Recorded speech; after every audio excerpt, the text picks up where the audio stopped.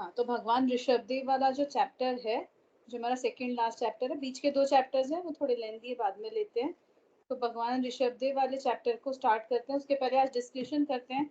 आप लोग क्या जानते हैं भगवान ऋषभदेव के बारे में बताइए, या उनसे रिलेटेड चीजें, उनसे एसोसिएटेड चीजें जो भी हों, जितनी भी चीजें पता हो आप लोग को, उसके बारे में आज डिस्कशन करते हैं। फिर बाद में अभी होने के बाद डिस्कशन में चैप्टर स्टार्ट करेंगे। बताइए।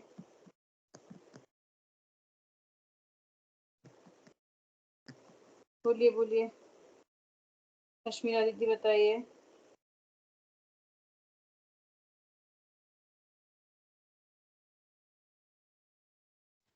हेलो।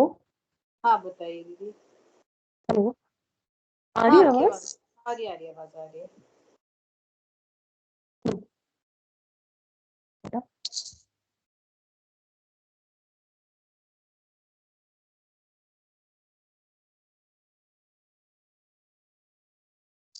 हाँ मिताली, मेरे साथ ना आज मेरी देवरानी भी ज्वाइन हो रही है। मैं पहले बता, मेरे को लगा था आवाज नहीं आ रही है। अच्छा अच्छा, कोई नहीं बढ़िया। दोनों लोग बता दीजिए, आप लोग को जो भी पता हो आदिनाथ भगवान के बारे में। वे हमारे पहले तीर्थंकर हैं। बिल्कुल। उससे ज्यादा फिलहाल मुझे याद नहीं आ रहा है। याद करिए, और भी 2-3 चीजें तो मतलब आई एम श्योर कि आप लोग को पता हो। हाँ नहीं, मतलब ऐसे पता होता है, वो एकदम से पूछा जा रहा तो याद नहीं आ रहा है। कुछ एसोसिएटेड रिलेटेड चीजें उनसे।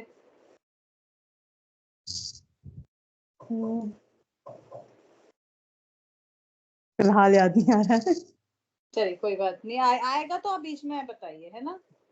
हाँ, विधि विधि आप बताइए, आपको कुछ पता हो।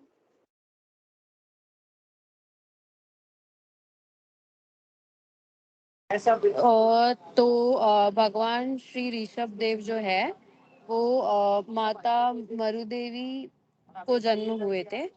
बहुत बढ़िया। और पिता शायद नंदी, मुझे याद है। नहीं है। हाँ, नाभि, पिता का नाम नाभि था। और उनको मोक्ष पर्वत पर, बहुत बढ़िया, बहुत सुंदर। उनकी 2 पत्नियां थी, मुझे नाम याद नहीं है। हाँ बढ़िया, कोई नहीं, अपन पढ़ेंगे आगे ये सब। हाँ हाँ, और तो चलिए, और आप लोग तो को बीच इतना बीच याद में है। जो भी याद है आप लोग बताइए। आज अपन डिस्कस, मतलब अभी फिलहाल डिस्कशन करेंगे। हाँ निकिता जी बताइए। नॉट जस्ट उनकी लाइफ के बारे में, एवरीथिंग रिलेटेड टू हिम, कुछ भी आपको याद उन्होंने है। असीम मसीह कृषि सबको बताया था, उसका ज्ञान दिया था। बहुत बढ़िया। असीम मसीह कृषि, इसकी स्टोरी पे आते हैं अपन। इच्छुरक का उन्होंने प्रथम आहार लिया था। राइट। मिशन मुझे याद नहीं है, आई थिंक 16 मंथ्स के बाद। 13 मंथ्स अप्रोक्सीमेटली। और बाकी उनकी 2 बेटियां थी, ब्राह्मणी और सुंदरी। और शायद 100 पुत्र थे, जिसमें से भरत और बाहुबली। हाँ ठीक है, चलिए कोई बात नहीं, अभी वो आएगा चैप्टर में। 101 था, 101 थे। तो एक रानी से और दूसरी से एक पुत्र, बाहुबली भगवान, बाहुबली। बढ़िया। अच्छा, तो आप लोगों ने षटकाल परिवर्तन के बारे में सुना होगा। 6 काल का परिवर्तन, जैसे ये सुना होगा कि अभी पंचम काल चल रहा है, ये तो सुना होगा सबने कि अभी पंचम काल चल रहा है, हम जिस काल में हैं ये पंचम काल चल रहा है। तो क्या है ये पंचम काल, उसके ऊपर डिस्कशन करते हैं, वहां से हम आदिनाथ भगवान के ऊपर आएंगे, ठीक है। तो पंचम काल क्या चल रहा है ये हमारा, तो 6 काल होते हैं टोटल। इन ऑल 6 काल होते हैं। 1 2 3 4 5 6, इस ऑर्डर में जाएंगे। 6 5 4 3 2 1, इस ऑर्डर में आएंगे, फिर रिवर्स में, ठीक है। तो इसे क्या कहते हैं, जो अभी चल रहा है वो अवसर्पिणी, जो नीचे गिर रहा है ना 1 to 6। और उत्सर्पिणी मतलब जब 6 से 1 पे जाएगा। तो 1 to 6 में क्या होता है, सारी चीजें ना कम कम कम होती हैं। जो सुख था पहले, जो सुख था वो कम कम कम कम हो गया, अब दुख दुख दुख ज्यादा बढ़ गया। और जो हाइट थी, एज थी, ये सारी चीजें ना डिमिनिश हो रही है, डिसेंडिंग ऑर्डर में चल रही है। मतलब अच्छा देखा होगा आप लोगों ने। आपने अनम्यूट किया, बोल रहे क्या। नहीं, सॉरी। No issue. तो फिर आपने जैसे अभी भी देखा होगा ना कि पहले के लोग 120 इयर्स 140 इयर्स तक भी रहते थे, और अब एक एवरेज लाइफ स्पैन क्या हो गया, अराउंड 80 इयर्स हो गया है। तो ये क्या हो रहा है, ये धीरे धीरे जैसे जैसे पंचम काल की स्टार्ट से एंड पे आ रहा है ना, धीरे धीरे सब कुछ कम हो रहा है, हाइट्स कम हो रही है, हम एवरेज बात कर रहे हैं, एक्सेप्शंस आर ऑलवेज देयर। तो एक्सेप्शनल केसेस मिलते हैं हमें, बट हम ऐसे देखें अगर तो ये धीरे धीरे कम हो रहा है। तो इस तरह से ये साल 6 कालों में क्या होता है, सारी चीजें धीरे धीरे कम होती हैं, और जब 6 से 1 पे जाएंगे, अगेन बैक फ्रॉम 6 5 4 3 2 1, तब धीरे धीरे सब चीजें बढ़ेंगी। ठीक है, तो इसमें से जो पहला काल है, दूसरा काल है और तीसरा काल है, इसे कहते हैं भोग भूमि। तो क्या कहते हैं, भोग भूमि। वहां सारी चीजें ना भोग भोग की हैं, मतलब आप भोग भोगते रहो, आप जस्ट प्लेजर है वहां पे, कोई आपको काम नहीं करना है, आपको you don't have to earn for living. Basically हमें वहां पे काम करके पैसा कमाना है ऐसा नहीं है, भोग भोगना है, केवल भोग भोग। वहां पे कल्प वृक्ष होते हैं, कल्प वृक्ष का नाम सुना होगा। कल्प वृक्ष होते हैं जो विश फुलफिलिंग ट्रीज बोलते हैं जिन्हें। तो ये कल्प वृक्ष होते हैं, कल्प वृक्ष से हमें चीजें मिल जाती हैं। आप कल्प वृक्ष के सामने जाके मन में भावना भाव कि हे कल्पवृक्ष मुझे घर चाहिए, या मुझे एनीथिंग, घर एक सुंदर सा भवन चाहिए, तो एक सुंदर सा भवन आ जाएगा सामने, आप उसमें रह सकते हो विदाउट एनी कॉस्ट, है ना, पे नहीं करना है हमें कल्पवृक्ष को। तो ऐसे कल्पवृक्ष होते हैं वहां पे, किसमें, पहले दूसरे तीसरे काल में। 3 काल जो है, फर्स्ट सेकेंड थर्ड, ये भोग भूमि के काल कहलाते हैं। और फोर्थ फिफ्थ सिक्स इन्हें कहते हैं कर्म भूमि। भोग भूमि, कर्म भूमि, मतलब यहाँ हमें कर्म कुछ करने पर ही कुछ चीजें मिलेंगी, कर्म करके, है ना। अभी हमें फ्री में नहीं मिलती ना, अभी हमें कोई कल्प वृक्ष नहीं है, वी हैव टू अर्न। तो बेसिकली ये डिफरेंस है, भोग भूमि कर्म भूमि, तीन तीन काल में डिवाइडेड है। तो इस तरह से 1 2 3 4 5 6। अब जब तीसरा काल एंड होता है ना, तो तीसरा काल एंड होने पर जो पहले तीर्थंकर है वो फोर्थ काल, अच्छा ये फोर्थ जो 24 तीर्थंकर होते हैं, सारे हमारे जितने 24 तीर्थंकर होते हैं, वो कब जन्मते हैं और कब मोक्ष जाते हैं, तो फोर्थ काल में, है ना। वो कब जन्मते हैं, फोर्थ काल में ही, और मोक्ष कब जाते हैं, फोर्थ काल में। फोर्थ काल एक ऐसा काल है जिसमें मोक्ष आया जाता है और जन्मा जाता है। तो 1 to 6 में तो फोर्थ आएगा, और जब रिवर्स में जाएंगे तो वो थर्ड काल बैठेगा, अगर हम नीचे से 1 2 3 लेंगे तो। बट हम 6 5 4 ही समझने के लिए लेते हैं, 6 5 4, तो अगेन फोर्थ काल। तो फोर्थ काल ऐसा है, चतुर्थ काल ऐसा है, चौथा काल ऐसा है जिसमें तीर्थंकर जन्मते हैं, और जो भी तीर्थंकर के अलावा भी जितने जीव है वो सब मोक्ष चतुर्थ काल में जाते हैं, पंचम काल से मोक्ष नहीं जा सकते हैं, ऐसा रूल है। ठीक है, ये रूल प्रीडिफाइंड रूल है कि चतुर्थ काल में ही मोक्ष जाएंगे। पहले 3 काल में क्यों नहीं जाते हैं, क्योंकि वहां भोग भूमि है, भोग करके मोक्ष नहीं मिलेगा।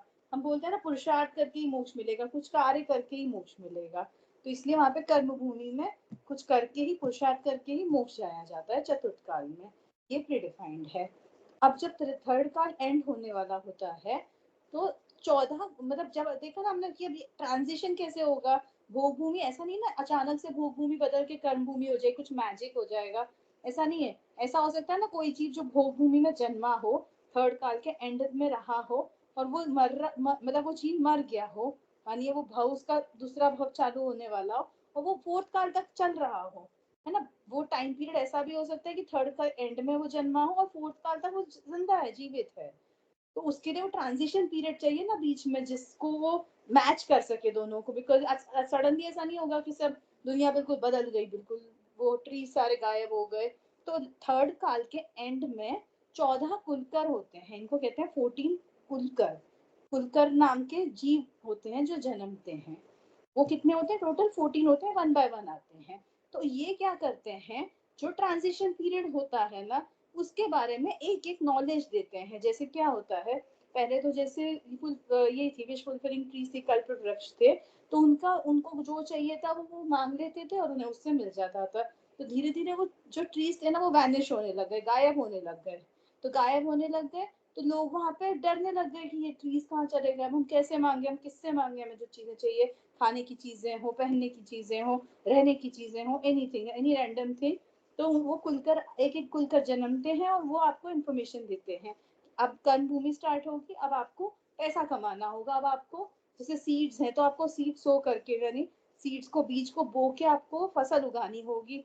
फिर फसल उगेगी तो फिर वो उसमें बताएंगे कि ये गेहूं है, इसको पीसा जाता है, इसको पीस के आटा बनाया जाता है, या ये पेड़ लग रहे हैं, इनमें जो फल सब्जियां हैं हम उन्हें खाएंगे, उन्हें खाया जाता है, तो ये कुलकर होते हैं। ये कोई मुनिराज नहीं होते, सामान्य जीव होते हैं, केवल इनका नाम कुलकर होता है।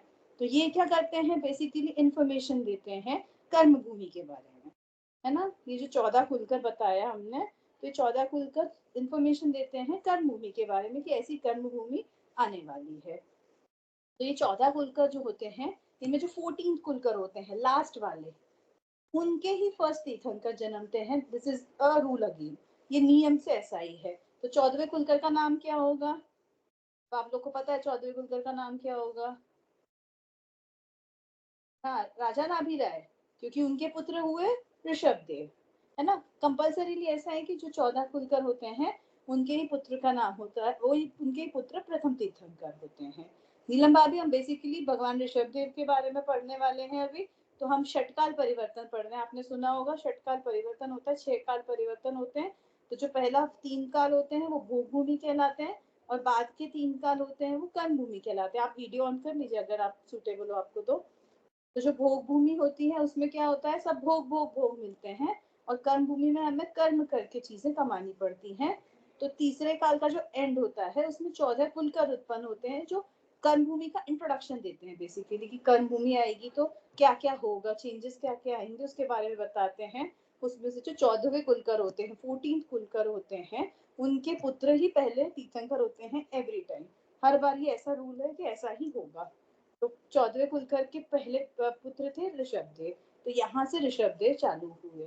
तो आप लोग को याद रखना है कि 14वें कुलकर जो थे नाभिराय, उनके पुत्र ही ऋषभदेव थे, जो बालक ऋषभदेव जन्मे थे।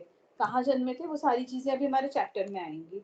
चलिए और बताते हैं कि और ऋषभदेव से रिलेटेड क्या चीजें हैं। ठीक है, भोग भूमि कर्म भूमि समझ में आ गया, बहुत बहुत बेसिक वाला हमने पढ़ा अभी, मतलब बहुत सारी इंफॉर्मेशन है इसके बारे में, पर अभी हमने बहुत बेसिक पढ़ा कि भोग भूमि क्या होती है, कर्म भूमि क्या होती है, उसको जो ट्रांजिशन है, जो बीच में ज्वाइन करते हैं, जो बीच की इंफॉर्मेशन देते हैं, वो कुलकर कहलाते हैं।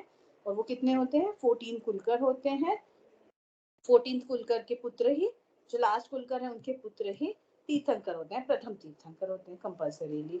ठीक है, समझ में आया ना विधि, इतना समझ में आया बेसिक बेसिक।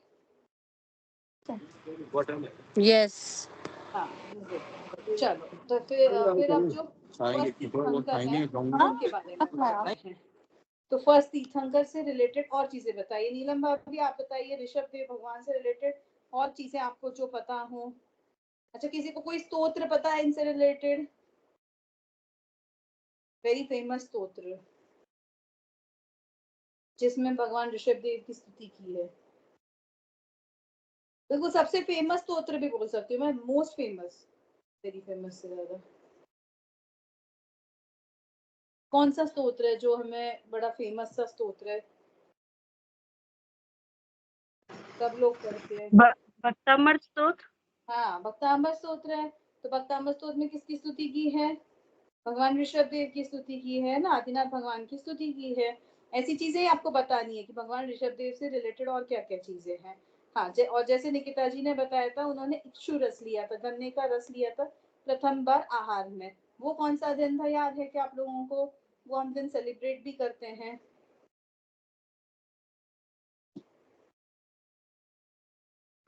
अक्षय तृतीया। हाँ जी बिल्कुल, आप अपना वीडियो ऑन करिए ना भाभी। हाँ, वो कौन सा दिन है, अक्षय तृतीया, बहुत बढ़िया। तो ऐसे हम चीजें नोट डाउन कर रहे हैं, मतलब याद रख रहे हैं कि भगवान ऋषभदेव से रिलेटेड क्या क्या चीजें थी। पहला पहला दिन जब उन्होंने आहार लिया था, इसकी कहानी भी अगेन चैप्टर में आएगी तो तभी पढ़ेंगे हम। तो उन्होंने जब पहली बार आहार लिया था, वो दिन को हम कहते हैं अक्षय तृतीया। वाय अक्षय तृतीया, तृतीया मतलब थर्ड डे था, वो मंथ का थर्ड डे था। एंड अक्षय मतलब जब उन्होंने आहार लिया था ना, तो वो आहार अक्षीण हो गया था, मतलब वो खत्म ही नहीं हो रहा था। सारे लोग आके उसमें, जब उनका आहार होने के बाद कर खा रहे थे, या जो शुगर केन जूस था वो पी रहे थे, वो खत्म ही नहीं हो रहा था, वो बिल्कुल अक्षीण हो गया था, मतलब इन्फाइनाइट हो गया था, वो खत्म ही नहीं हो रहा था। तो इसलिए वो अक्षय तृतीया कहलाता है। पर ठीक है, बढ़िया। और क्या पता है किसको, और बताइए भगवान ऋषभदेव के बारे में। कहाँ से मोक्ष गए वो तो बता दिया था विधि ने, कैलाश पर्वत से मोक्ष गए थे भगवान। और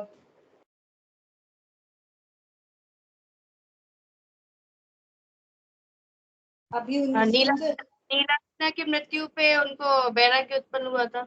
हाँ बहुत बढ़िया, नीलांजना वाली भी स्टोरी अभी आएगी। नीलांजना की मृत्यु हुई थी, उससे उन्हें वैराग्य उत्पन्न हुआ था। बहुत बढ़िया, बढ़िया, सुंदर। अभी अभी उनके 5 कल्याणक में से 2 कल्याणक होके गए, किसी को पता है क्या? अभी अभी उनके जन्म और तप कल्याणक होके गए। थोड़े ही दिन पहले उनका जन्म जयंती थी उनकी, भगवान ऋषभ देव की, है ना, बालक ऋषभ देव की का जन्म हुआ था उस दिन। तो वो एक चीज थी। वो महावीर जयंती से अराउंड 20-22 डेज पहले होती है। तो हम ऐसे याद रख सकते हैं कि महावीर जयंती आने वाली है, तो सबको पता होता है महावीर जयंती से 20-25 डेज के बीच में कुछ तो है एग्जैक्टली। तो उतने दिन पहले होती है। बढ़िया। और बताइए, और आदिनाथ भगवान से रिलेटेड चीजें।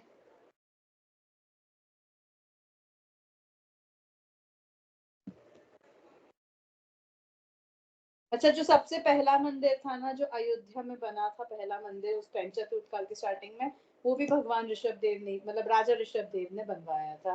राजा ऋषभ देव ने सौदामिंद्र को आज्ञा देकर उनसे बनवाया था। तो फर्स्ट एवर मंदिर भी राजा ऋषभ देव द्वारा ही बनवाया गया था। देखिए, एक और इन्फॉर्मेशन है। और भगवान ऋषभ देव का चिन्ह तो बता देता कोई। बैल बैल बैल। हाँ, बैल बैल। था, उसका चिन्ह बैल था। बढ़िया। चिन्ह कैसे डिसाइड होता है ये भी पता है आप लोगों को ना? दाहिने पैर के अंगूठे पे, हाँ दाहिने पैर के, देखिए भगवान का शरीर ना शुभ चिन्ह से भरा होता है। शुभ चिन्ह मतलब कोई ना कोई उनकी शुभ लक्षण वाली चीजें होती हैं। तो उनके जो दाहिने पैर यानी राइट पैर के अंगूठे पे, नाखून पे एक चिन्ह, जो भी सिंबल बना होगा वो उनका चिन्ह होता है, ऐसा डिसाइड होता है ना। तो भगवान ऋषभ देव का चिन्ह बैल। बढ़िया। और मुझे भी नहीं याद आ रही, इतनी चीजें तो मैं सोच के आई थी।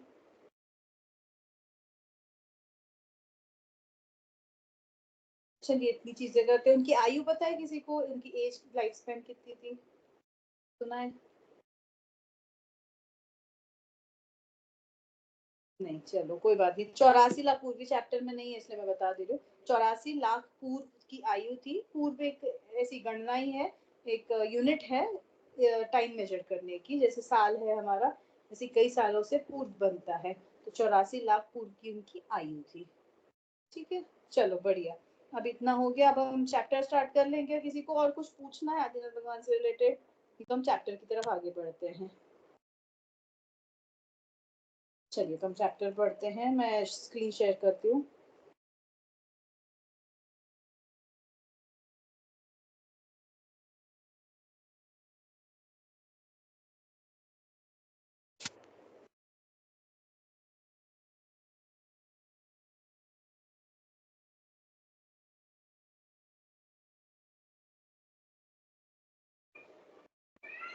हाँ जी, दिख रही है स्क्रीन? हाँ जी दीदी।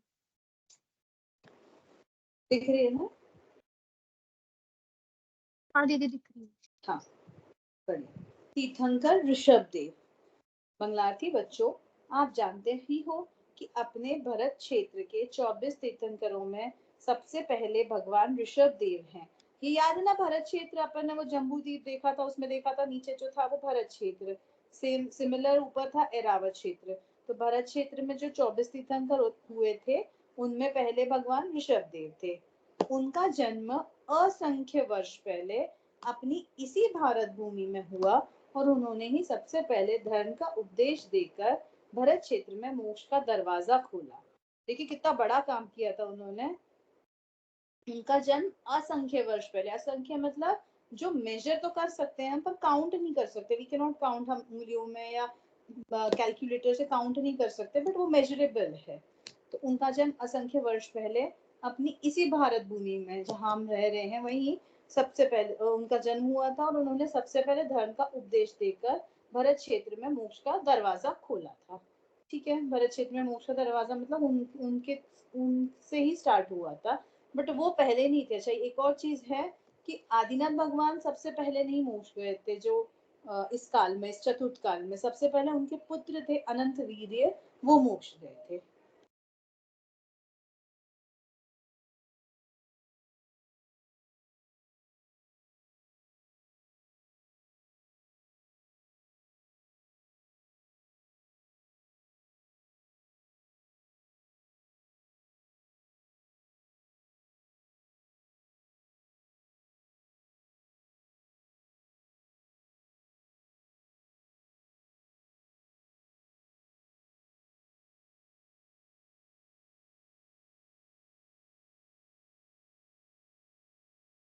हेलो।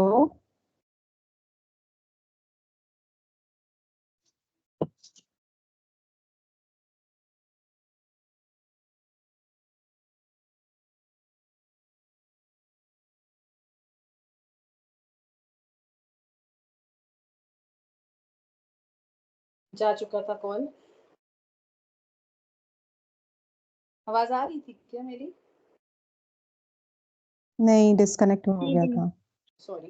तो मैं ये बता रही थी कि जैसे निकिता जी ने बताया था असी मसी कृषि का, तो वो असी मसी कृषि जो कार्य हैं वो क्या थे वो बताना रह गया था।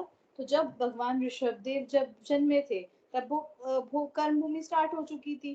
कर्म भूमि में लोगों को बताना था कि सोर्स ऑफ अर्निंग कैसे होगी, पैसा कैसे कमाया जाएगा, क्या कार्य किए जाएं, किससे पैसा हमारे पास आए, किससे भी। अब पैसा नहीं तो बार्टर सिस्टम जो चलता था पहले, उसे मान लीजिए ये चीज देके हम दूसरी चीज ले रहे हैं।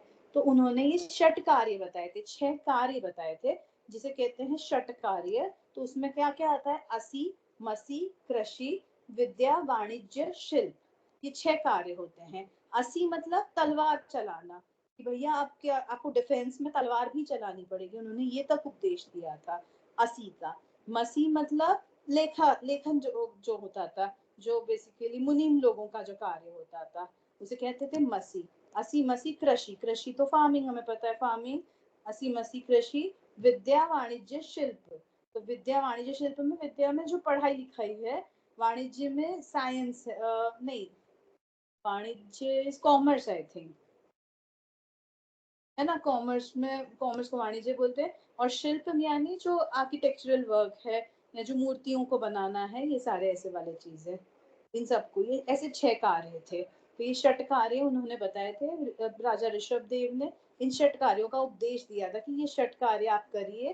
सामान्य जनता को, प्रजा को बताया था ये षट कार्यों से आप पैसा कमा सकते हो या अर्निंग कर सकते हैं। ठीक है। और एक और चीज थी कि उनकी दोनों बेटियां थी, ये तो सबको पता है, ब्राह्मी और सुंदरी। ब्राह्मी और सुंदरी, तो ब्राह्मी से क्या स्टार्ट हुआ था? जो लिपि है, जो हम लिखते हैं ना, वो लिपि जो स्टार्ट हुई थी, स्क्रिप्ट जो स्टार्ट हुई थी, वो ब्राह्मी से स्टार्ट हुई थी। तो उन्होंने ब्राह्मी को, जो उनकी पुत्री थी ब्राह्मी, उन्हें लिखना सिखाया था, लेटर्स। और जो सुंदरी है उन्हें मैथ सिखाया था, उन्हें गणित सिखाया था। तो एक से स्क्रिप्ट चालू हुई थी, लिखना चालू हुआ था, लैंग्वेज चालू हुई थी, और दूसरी से मैथमेटिक्स चालू हुआ था। ठीक है, ऐसे दोनों पुत्रियों से हुआ था। ठीक है, मैं फिर से करती हूँ स्क्रीन शेयर, आई होप अब चल जाए।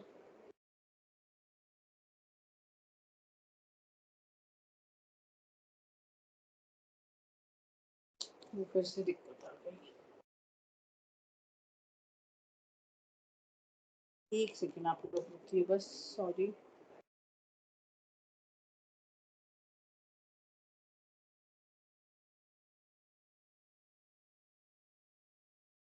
स्क्रीन दिख रही है क्या बाय चांस? नहीं दीदी। नहीं। नहीं ना।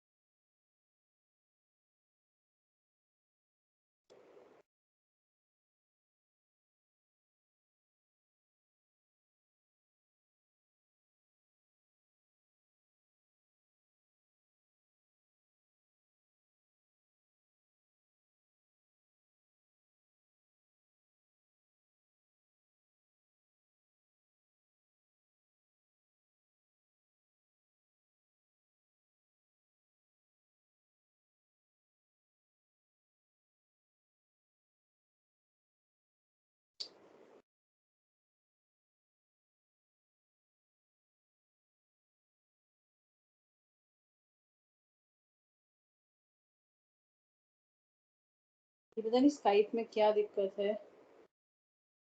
कभी अटक जाता है।